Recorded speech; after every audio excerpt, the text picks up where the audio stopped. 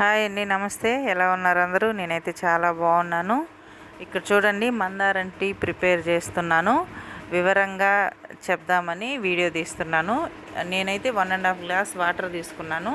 అలానే 10 నుంచి 12 వరకు మందార పువ్వులు వేశాను దీంట్లో. ఇక్కడ చూడండి, రెక్క మందారం వేయాలి, ముద్ద మందారం కాదు.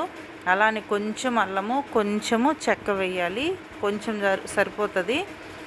దీనిని ఒక 5 to 10 మినిట్స్ బాగా మరగనివ్వాలి. మరిగితే ఆ పువ్వుల్లో ఉన్నటువంటి అదంతా వాటర్ అంతా అట్లా కలర్ చేంజ్ అవుతుంది, వాటర్లోకి దిగిపోద్ది మొత్తము.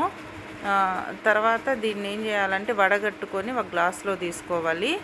ఎవరికైతే టీ కాఫీ తాగే అలవాటు ఉండి మానాలి అనుకుంటున్నారో అలాంటి వాళ్ళు మెల్లమెల్లగా దీన్ని అలవాటు చేసుకోండి. ఒకేసారి దీన్ని తాగాలంటే తాగుతారు, బాగుంటుంది. ఎందుకంటే తేనె నిమ్మరసం ఉంటుంది కదా, తాగకుండా ఉండే పరిస్థితి అయితే ఉండదు. చాలా బాగుంటుంది, ఆరోగ్యానికి కూడా చాలా మంచిది. సో ఇక్కడ చూడండి, ఆ వాటర్ని వడగట్టుకున్నాం కదా, ఆ వడగట్టుకున్న వాటర్ని ఇక్కడ గ్లాస్లో 1/2 స్పూన్ తేనె వేసాను. కొంచెమే వేసాను, ఎక్కువ అవసరం లేదు దీనికి. తేనె వేసాను కదా, దాంట్లో ఈ వాటర్ పోసేసాను.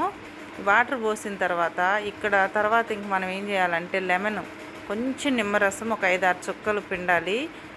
లెమన్ పిండిన తర్వాత కలర్ చూడండి ఎలా చేంజ్ అవుతుందో. శంకు పువ్వుల టీ కానీ దీంట్లో కానీ నాకు ఇదే ఇష్టము. మనం తినేది ఏదైనా కానీ కలర్ఫుల్గా తింటుంటే తాగుతుంటే చాలా బాగుంటుంది కదా. సో కలర్ చూడండి, మందారం పువ్వు ఏ కలర్లో ఉంటుందో సేమ్ అదే కలర్కి వచ్చేసింది. సో ఇక్కడ బెనిఫిట్స్ చూద్దామా. మందారం టీ రక్తపోటును తగ్గించి రక్తంలో చక్కెర స్థాయిని బాగా తగ్గిస్తుంది.